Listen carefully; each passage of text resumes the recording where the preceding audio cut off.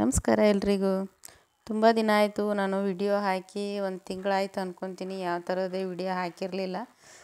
ಒಂದು ತಿಂಗಳಾಯಿತು ಅಂದ್ಕೊತೀನಿ. ಯಾಕೆ ಅಂದರೆ ನಮ್ಮ ತಾಯಿ ಹುಷಾರಿಲ್ಲ ಅಂತ ಊರಿಗೆ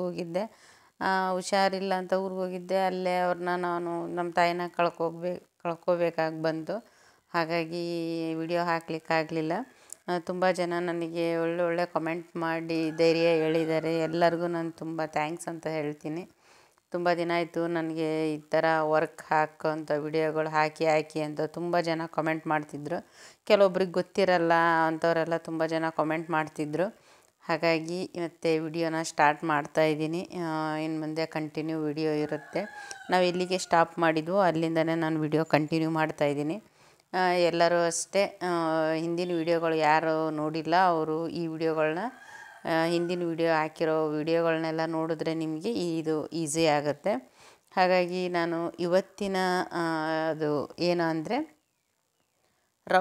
ರೌಂಡ್ ನಮಗೆ ಪರ್ಫೆಕ್ಟಾಗಿ ಬರಬೇಕು ಅಂದರೆ ನಾವು ಎಲ್ಲಿ ನೀಡಲ್ ಸ್ಟಾಪ್ ಮಾಡಬೇಕು, ಹಾಗೆಯೇ ಫ್ರೇಮ್ನ ಹೇಗೆ ಮೂಮೆಂಟ್ ಮಾಡಿದ್ರೆ ನಮಗೆ ಕರೆಕ್ಟಾಗಿ ರೌಂಡ್ ಶೇಪ್ ಅನ್ನೋದು ಬರುತ್ತೆ ಅಂತ ನಾನು ಈ ವಿಡಿಯೋದಲ್ಲಿ ಹೇಳ್ಕೊಡ್ತಾಯಿದ್ದೀನಿ. ನೋಡಿ, ಫ್ರೇಮ್ನ ನಾವು ಎಲ್ಲ ಥರದ್ದು ಫ್ರೇಮನ್ನು ನಾವು ಯೂಸ್ ಮಾಡಬೇಕಾಗುತ್ತೆ. ಯಾಕೆ ಅಂದರೆ ಒಂದೇ ಫ್ರೇಮ್ಗೆ ನಾವು ರೂಢಿ ಮಾಡ್ಕೊಂಡ್ಬಿಟ್ರೆ ನೆಕ್ಸ್ಟ್ ಟೈಮು ಬೇರೆ ಫ್ರೇಮ್ ಬಂದಾಗ ನಮಗೆ ಸ್ವಲ್ಪ ಅದು ಬ್ಯಾಲೆನ್ಸ್ ತಪ್ಪುತ್ತೆ. ಹಾಗಾಗಿ ನಾವು ಏನು ಕಲಿತಾ ಇರ್ತೀವಿ, ಕಲಿಯೋ ಟೈಮಲ್ಲೇ ನಾವು ಎಲ್ಲ ಸೈಜಿನ ಫ್ರೇಮ್ನ ನಾವು ಯೂಸ್ ಮಾಡೋದನ್ನು ಕಲೀಲೇಬೇಕು. ಒಂದಿನ ನಂಬರ್ 8 ಮಾಡಿದ್ವಾ, ನೆಕ್ಸ್ಟ್ 10, 12, 14, 16 ಆ ಥರ ಎಲ್ಲ ಥರ ಫ್ರೇಮ್ ಮೂಮೆಂಟ್ನ ನಾವು ಆದಷ್ಟು ಕಲೀಲೇಬೇಕು. ನೋಡಿ, ನಾನೀಗ 8 ನಂಬರು ಸೈಜಿನ ಫ್ರೇಮ್ ತೊಗೊಂಡಿದ್ದೀನಿ.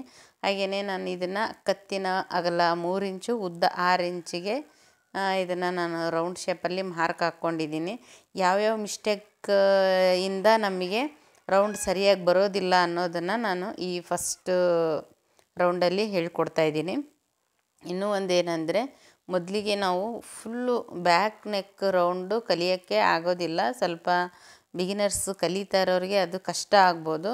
ಈ ರೀತಿ ಫ್ರಂಟ್ ನೆಕ್ಕನ್ನೇ ನಾವು ಲೆಫ್ಟು ರೈಟು ಎರಡೂ ಸೈಡು ಕೂಡ ನಾವು ಫಸ್ಟಿಗೆ ಫ್ರಂಟ್ ನೆಕ್ಕನ್ನ ರೂಢಿ ಮಾಡಿಕೊಂಡ್ರೆ ನಮಗೆ ಬ್ಯಾಕ್ ನೆಕ್ ಅನ್ನೋದು ಈಸಿಯಾಗಿ ಕಲಿಬೋದು. ಹಾಗಾಗಿ ನಾವು ಫಸ್ಟನ್ನ ಫ್ರಂಟ್ ನೆಕ್ಕಿಂದನೇ ನಾನು ಸ್ಟಾರ್ಟ್ ಮಾಡ್ತಾಯಿದ್ದೀನಿ.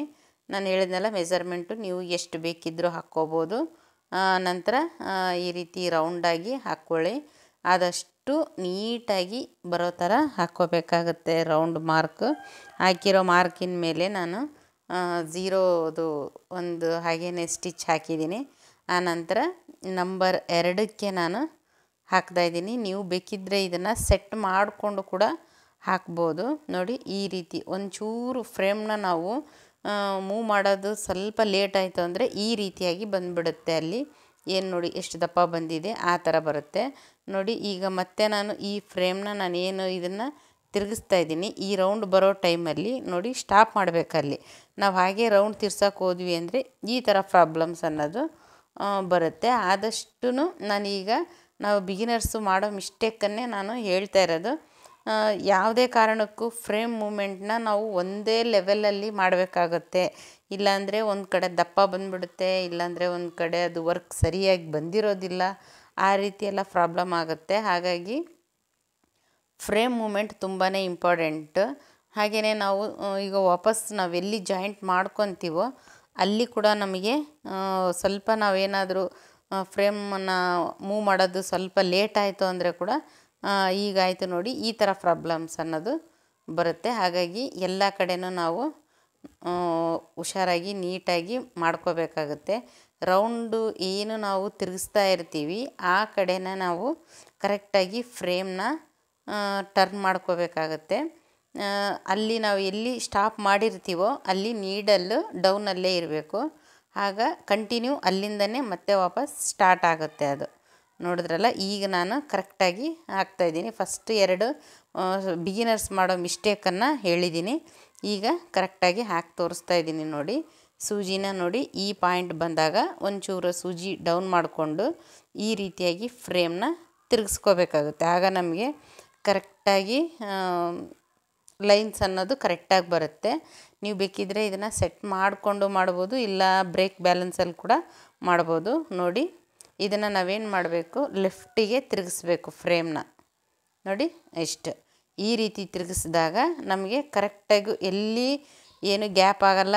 ನೋಡಿ ಆ ಥರ ನಾವು ತಿರುಗಿಸೋದ್ರಲ್ಲಿ ಒಂಚೂರು ಮಿಸ್ಟೇಕ್ ಮಾಡಿದ್ರೆ ಇದು ಏನಾಗುತ್ತೆ, ಆ ರೌಂಡ್ ಏನು ಹಾಕಿರ್ತೀವಿ ಅದು ಸರಿಗೆ ಬರೋದಿಲ್ಲ. ಈಗ ನಾನು 3ನೇದು ಸ್ಟಿಚ್ ಏನು ಹಾಕ್ತಾಯಿದ್ದೀನಿ ಅದರಲ್ಲಿ ನೋಡಿ ಯಾವುದೇ ರೀತಿ ಪ್ರಾಬ್ಲಮ್ ಇರೋದಿಲ್ಲ, ಕರೆಕ್ಟಾಗಿ ಬರುತ್ತೆ. ಫ್ರೇಮ್ ಮೂಮೆಂಟ್ ಅನ್ನೋದು ನಾವು ಕರೆಕ್ಟಾಗಿ ತೊಗೋಬೇಕಾಗತ್ತೆ. ಆದಷ್ಟು ಬಿಗಿನರ್ಸು ಫ್ರಂಟ್ ನೆಕ್ನೇ ನೀವು ರೂಢಿ ಮಾಡ್ಕೋಬೇಕಾಗತ್ತೆ.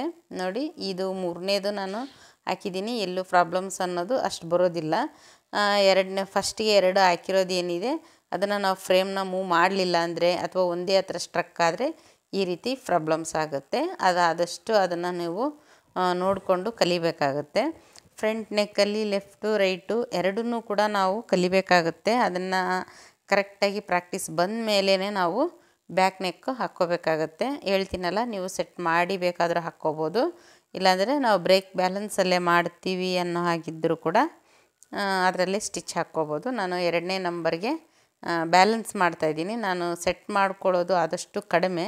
ನಾವು ಕಲಿಬೇಕು ಅಂದರೆ ಬ್ಯಾಲೆನ್ಸ್ ಮಾಡಲೇಬೇಕು. ಹಾಗಾಗಿ ಈಗ ನಾನು ತೊಗೊಂಡಿದ್ದು ರಿಂಗ್ 8 ಇಂಚಿತ್ತು. ಈಗ ನೋಡಿ 2ನೇದು ನಾನು 10 ಇಂಚ್ ರಿಂಗನ್ನು ತೊಗೊಂಡಿದ್ದೀನಿ. ನಾನು ಮೊದಲೇ ಹೇಳಿದಾಗೆ ರಿಂಗನ್ನು ನಾವು ಎಲ್ಲ ಥರ ರಿಂಗನ್ನು ಯೂಸ್ ಮಾಡೋದು ಕಲಿಬೇಕಾಗತ್ತೆ.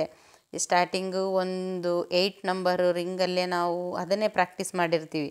ಸಡನ್ನಾಗಿ ನಮಗೆ 14-16 ನಂಬರ್ ಸೈಜಿನ ರಿಂಗ್ ಸಿಕ್ತು ಅಂದರೆ ತುಂಬಾ ಅದು ಏನೋ ಒಂಥರ ನಮ್ಗೆ ಹಾಕೋದಕ್ಕೆ ಗೊತ್ತೇ ಆಗಲ್ವೇನೋ ಅನ್ನೋ ರೀತಿ ಆಗಿಬಿಡುತ್ತೆ. ಕಲಿಯುವಾಗಲೇ ಎಲ್ಲ ಥರದ್ದು ರಿಂಗು, ಎಲ್ಲ ಸೈಜಿನ ರಿಂಗ್ ಹಾಕಿ ಕಲಿಯೋದು ತುಂಬಾ ಮುಖ್ಯ ಆಗುತ್ತೆ. ಮೊದಲಿಗೆ ಬಿಗಿನರ್ಸ್ ಆಗಿದ್ದರೆ ಲೆಫ್ಟು ರೈಟು ಫ್ರಂಟ್ ನೆಕ್ಕು ಡ್ರಾ ಮಾಡಿಕೊಂಡು ಫಸ್ಟು ಅದನ್ನು ಪ್ರಾಕ್ಟೀಸ್ ಮಾಡಿ ಒಂದೊಂದನ್ನು ನೀವು ಕಂಪಲ್ಸರಿ 5ರಿಂದ 10 ಸರಿ ಆದರೂ ಪ್ರಾಕ್ಟೀಸ್ ಮಾಡಲೇಬೇಕು. ಹಾಗಿದ್ದರೆ ಮಾತ್ರ ನಮಗೆ ಈ ವರ್ಕ್ ಅನ್ನೋದು ಬರುತ್ತೆ.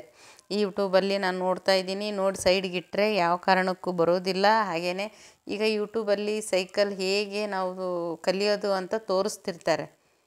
ನಾವು ಅದನ್ನು ಸೈಕಲ್ ಕಲಿಯೋದನ್ನು ಯೂಟ್ಯೂಬಲ್ಲಿ ನೋಡಿದ್ರೆ ನಮಗೆ ಬರುತ್ತಾ, ನಾವು ಬ್ಯಾಲೆನ್ಸ್ ಮಾಡಿದಾಗಲೇ ಅದು ಸೈಕಲ್ ನಮಗೆ ಬರುತ್ತಾ ಇಲ್ಲೋ ಅನ್ನೋದು ಗೊತ್ತಾಗುತ್ತಲ್ವ. ಹಾಗಾಗಿ ಆದಷ್ಟು ಇದರಲ್ಲಿ ಯಾವುದೇ ತರಹದ ಮೆಜರ್ಮೆಂಟ್ ಅನ್ನೋದು ಯಾವುದೇ ರಿಸ್ಕ್ ಇರೋದಿಲ್ಲ. ಏನಂದರೆ ಪ್ರಾಕ್ಟೀಸು ಎಷ್ಟು ಮಾಡ್ತೀವೋ ನಾವು ಅಷ್ಟು ತುಂಬಾ ನಮಗೆ ಈಸಿಯಾಗಿ ಇದು ಅರ್ಥ ಆಗುತ್ತೆ. ಇನ್ನೊಂದು, ಆಲ್ರೆಡಿ ನೀವು ಟೈಲರ್ಸ್ ಆಗಿದ್ದರೆ ನಾವು ನೆಕ್ಕೆಲ್ಲ ಟರ್ನ್ ಮಾಡಬೇಕಾದ್ರೆ ಹೇಗೆ ತಿರುಗಿಸ್ತೀವೋ ಆವಾಗ ಆ ಥರ ಟೈಲರ್ಸ್ಗಾದರೆ ಅದು ಸ್ವಲ್ಪ ಈಸಿ ಆಗುತ್ತೆ. ಟೈಲರ್ಸೇ ಅಲ್ಲಪ್ಪ, ಈಗ ನಾನು ಸ್ಟಾರ್ಟಿಂಗೇ ವರ್ಕ್ ಕಲಿತೀನಿ ಅನ್ನೋರಿಗೆ ಒಂಚೂರು ಸ್ವಲ್ಪ ಕಷ್ಟ ಆಗ್ಬೋದು ಅಂತ ಅಂದ್ಕೊತೀನಿ ನಾನು. ಯಾಕೆ ಅಂದರೆ ಈಗ ಟೈಲರ್ಸ್ಗಾದರೆ ಆಲ್ರೆಡಿ ನೆಕ್ ಟರ್ನ್ ಮಾಡೋದು ಎಲ್ಲದು ಗೊತ್ತಿರುತ್ತೆ, ಅವ್ರಿಗೊಂಚೂರು ಈಸಿ ಆಗ್ಬೋದು.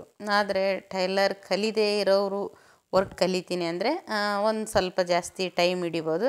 ಆದರೆ ನೀವು ಪ್ರಾಕ್ಟೀಸ್ ಹೇಗೆ ಮಾಡ್ತೀರಾ ಅನ್ನೋದ್ರ ಮೇಲೆ ನಿಮ್ಮದು ಕಲಿಯೋದು ಡಿಪೆಂಡ್ ಆಗುತ್ತೆ. ನೋಡಿ ನಾನು ಇದನ್ನು ಅಷ್ಟೇ ಬ್ಯಾಕ್ ನೆಕ್ ಇದನ್ನು ನಾನು ಸೆಟ್ ಮಾಡ್ಕೊಂಡಿಲ್ಲ, ಯಾವುದೇ ರೀತಿ ಬ್ರೇಕ್ ಬ್ಯಾಲೆನ್ಸಲ್ಲೇ ನಾನು ಹಾಕ್ತಾಯಿದ್ದೀನಿ ಸ್ಟಿಚ್ಚು. ಆದಷ್ಟು ಬ್ರೇಕ್ ಬ್ಯಾಲೆನ್ಸಲ್ಲೇ ನೀವು ಕಂಟ್ರೋಲು ಮಾಡೋದನ್ನು ಕಲಿಬೇಕು.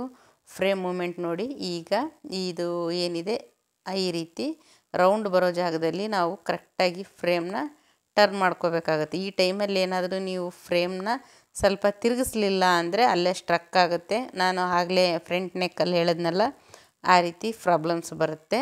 ಆದಷ್ಟು ನೀಟಾಗಿ ಫ್ರೇಮ್ ಮೂಮೆಂಟು, ಬ್ರೇಕ್ ಬ್ಯಾಲೆನ್ಸ್ ಇವೆರಡೇ ನೀವು ಕಲ್ತ್ರಿ ಅಂದರೆ ಈಸಿಯಾಗಿಯೇ ವರ್ಕ್ ಹಾಕೋದು ತುಂಬಾ ಜಲ್ದಿನೇ ಕಲಿತೀರಾ, ಯಾವುದೇ ಡೌಟ್ ಇಲ್ಲ.